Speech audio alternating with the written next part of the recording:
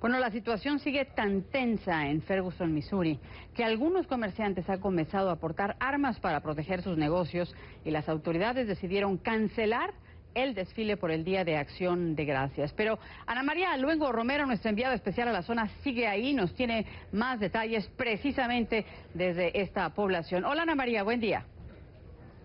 Muy buenos días, Lucía. Bueno, pues comienza aquí un nuevo día, el día previo a Acción de Gracias, una fecha clave en el calendario de Estados Unidos y, como tú decías, de momento esa festividad, este festival que estaba previsto para mañana, pues el desfile parece ser que de momento las autoridades lo han pospuesto, así lo ha informado uno de los diarios más importantes locales de aquí, de San Luis. También, como tú comentabas, la gente ayer, después de los acontecimientos sucedidos el lunes en la noche, ha empezado a proteger sus negocios. Alguna gente va armada. Nosotros tuvimos ayer la oportunidad de ver a un par de personas que cargaban armas en los bolsillos para precisamente proteger sus negocios y evitar actos vandálicos. Lo ocurrido la noche del lunes no impidió que la gente volviera a las calles de Ferguson durante este martes, durante la jornada del martes, prácticamente mucha tranquilidad. Sin embargo, a medida que iba cayendo la noche y transcurriendo las horas del reloj, se aproximaba la medianoche, comenzaron de nuevo los disturbios. No se produjeron, queremos repetir, hechos como los del lunes. Hubo menos arrestos, también menos actos vandálicos. Según informaron las autoridades, al menos hubo 44 personas detenidas la pasada noche aquí en Ferguson.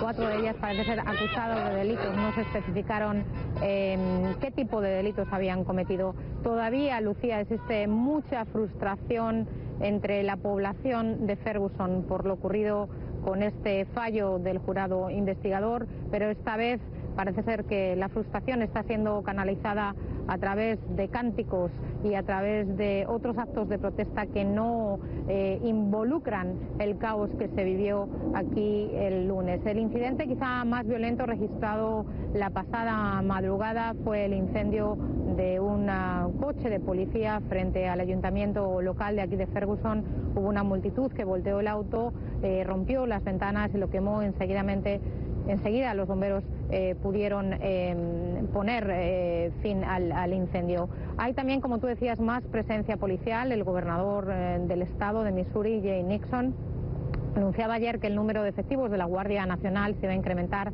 de 700 a 2.200. Nosotros hemos podido ya sentir ese incremento en el despliegue de efectivos. Ayer en la noche se veían enfrente de la comisaría, en la sede, el cuartel general de aquí de la policía en Ferguson, también cerca de la alcaldía. También había mucho policía antidisturbio. Hubo algunos arrestos, sobre todo de gente que se resistió a retirarse del lugar, pero como decíamos, nada que ver con lo del lunes. Amanece un nuevo día aquí en Ferguson, miércoles, y la gente también ha salido a la calle, pero esta vez ha salido a la calle a protestar con cánticos. Quizá no el ambiente que se respira pre-acción de gracias pues tenga que influir en que la gente busque otras maneras, como te decía, de canalizar esta frustración, una frustración que todavía es muy latente. Ayer recordábamos que también hablaron los padres del joven, de Michael Brown, de 18 años, y también lo hizo por primera vez desde lo sucedido el pasado 9 de agosto el oficial de policía Darren Wilson, que fue quien abatió a este joven negro. Si te parece, escuchemos parte de la entrevista que concedió a la cadena ABC sobre cómo sucedieron los hechos y sobre todo por qué utilizó su arma, porque, como él asegura, cree que su vida estaba en peligro. Me pregunté otra vez a mí mismo, ¿le puedo disparar a este hombre? ¿Puedo hacerlo legalmente? Y lo que me contesté fue, tengo que hacerlo. Si no lo hago, él me va a matar si me alcanza. Aunque esté a 35, 45 pies de usted. Una vez que viene en esa dirección, si no se ha detenido, ¿cuándo lo va a hacer? Como venía hacia mí, decidí disparar e hice una serie de disparos. Bueno, y esas eran, Lucía, las primeras declaraciones del oficial Darren Wilson desde que ocurrieron los hechos el pasado 9 de agosto, en el que abatió a tiros al joven de 18 años, Michael Brown. Como decíamos, su testimonio ante este jurado investigador fue que él utilizó su arma para defenderse, porque hubo un momento en que pensó que su vida peligraba, porque Michael Brown le propinó varios puñetazos. La familia de Michael Brown, por el contrario, dice que Michael estaba con las manos en alto, dispuesto a rendirse.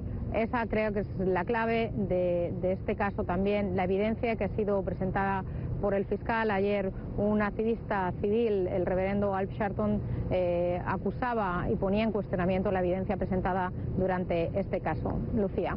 Ana María, me llama mucho la atención el hecho de que la gente durante la noche sí protesta y durante el día, como tú lo mencionas, sale y protesta, pero de manera más pacífica. ¿Qué te cuenta la gente? ¿Por qué?